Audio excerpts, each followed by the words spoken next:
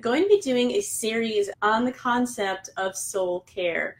I did a video a few weeks ago that I uploaded to YouTube. I think it's uploaded to the Facebook page as well, but you can check it out on my YouTube channel. Look for Jolene Underwood, and I'm not going to share the link here, but it's fairly easy to find. So if you want to message me, I can send it to you. But it's simply called What is Soul Care? And that highlights some of the basics about what soul care is. And in that video, one of the things I talked about is two big things. When you look up soul care, first thing is you're going to notice a lot of new age application for soul care, which just breaks my heart, because that is really the enemy getting in and distorting something that is meant for God, sounds good, and new age thinking and methodologies that really take us away from the heart of God and ultimately destroy the soul. Soul care for a Christian really focuses on the core of who we are and who we are as image bearers in Christ. And everything that we think, act, believe, do, feel, our emotions, our desires, the seat of our will, and our character comes from the soul of who we are. And that soul is a life breath that is given by God and designed to reflect his image to others and to be transformed further into his image. So understanding that soul care, first of all, is not a new age thing. They can try to claim it, but it's not.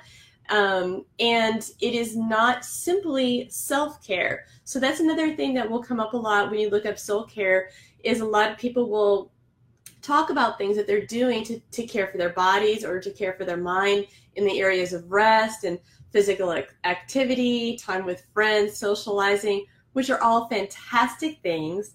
And they do have a part to play in caring for the soul.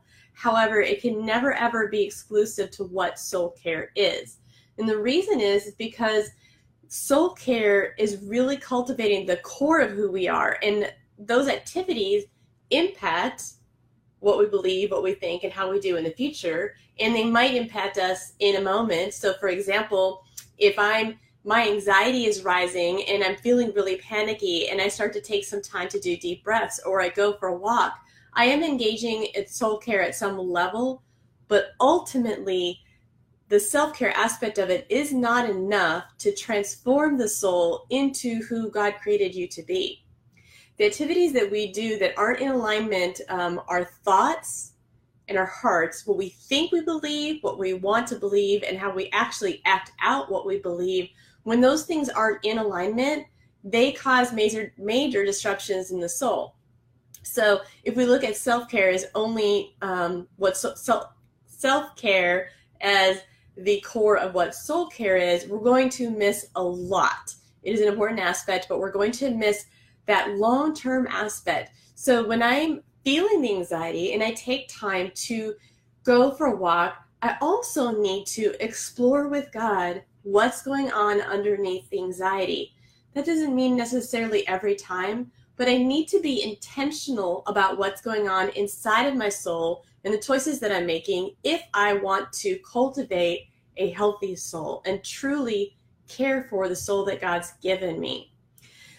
We do a lot of things as believers to make ourselves feel better with positive phrases and positive attributes. And they have an ability to impact us for a short period of time.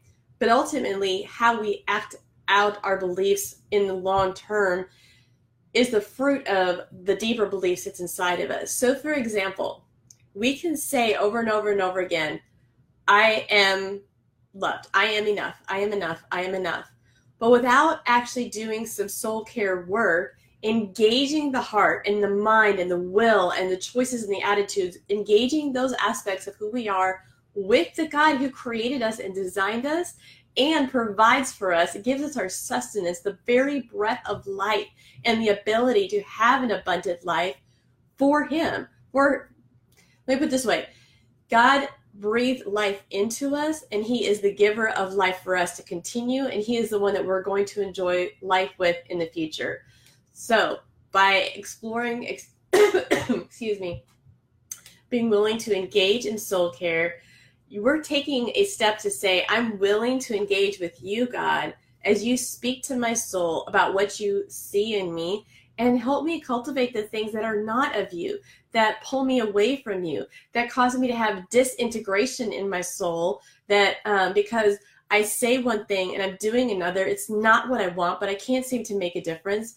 God is the one that can provide the way to make that difference. And sometimes he uses community. Sometimes he speaks to us about unhealthy belief systems that got formed somewhere in our childhood or other experiences in life, and they got cemented in because we had that experience and we started to believe these lies, and then another experience kind of cements it even further, but we haven't fought back to actually not only tell ourselves what the truth is, not only have God speak to us about what the truth is, but to actively walk with him in that truth, even when we don't feel it or we don't feel like we want to. That is an aspect of practicing soul care. So one thing to keep in mind is that the soul encompasses all of who you are, and it is far more than just the care of the self. Engaging the core of your connection with God is vitally important, because we are going to experience again that disruption in soul when we are disconnected with God, who gives us life and gave us the life of our own souls, and formed it and designed it and knows who we are inside and out. And every time we try to hide from him or from other people or from ourselves even, the truth about the junk that's going on and the truth about the beauty, the gifts and talents and desires that we have that are actually of God, if we ignore either one of those, our soul is going to experience disintegration and disruption. And the more we do it, the more likely we are to experience anxiety and fear, and to act out of those, this tension that's going on inside of us, because there's a battle being waged in the soul. The soul is at war when we want to do something, but we're doing something else. Or we even say that we love and honor God, but our actions are against it. If we're sensitive enough to hear that, we can still be molded.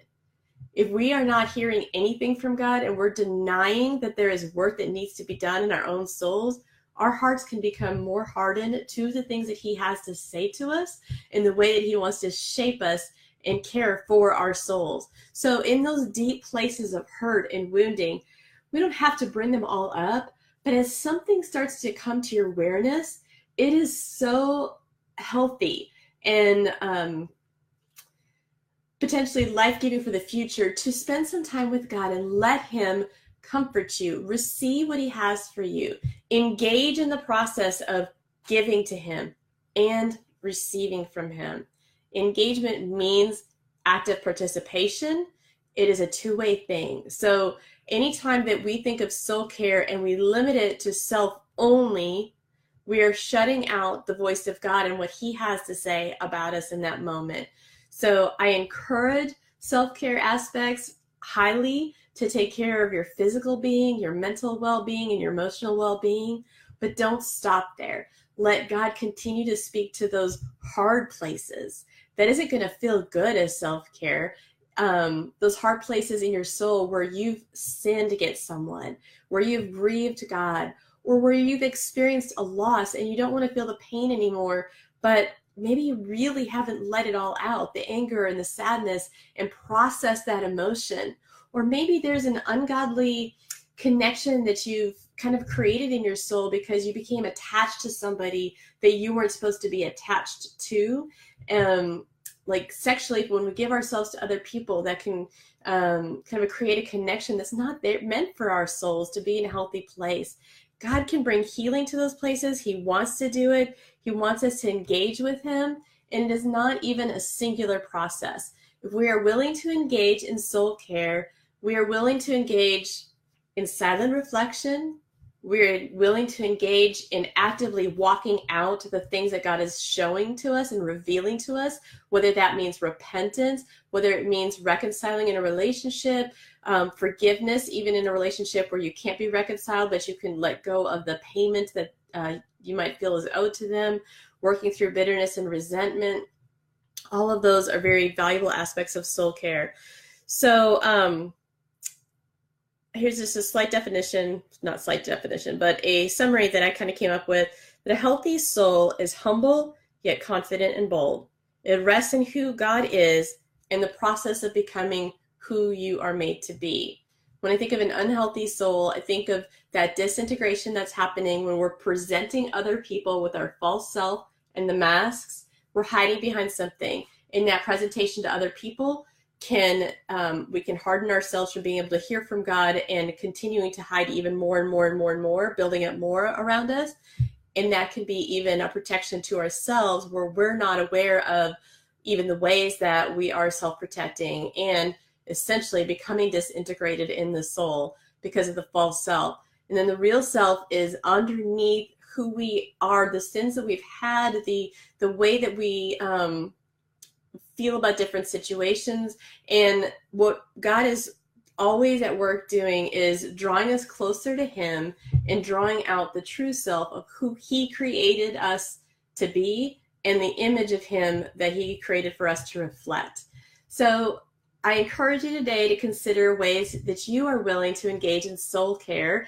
And I would love to hear your thoughts. What have you thought about what soul care is and how to engage in soul care? And then what has really helped you feel like your soul has been truly cared for so that it's not a short-term fix, but there's something that starts to kind of regenerate and build upon itself to grow and to experience more healthy living. I would love to hear your thoughts on that. And if you've been watching this video, I'd love if you could just interact with it a little bit with some likes or hearts or comments or something. That just helps me know that something's resonating with you, and it helps other people have a chance to check out this video as well.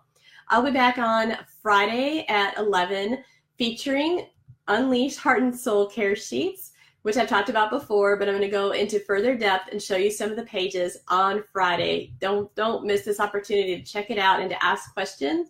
I'd love to hear from you. Take care, and we'll see you Friday.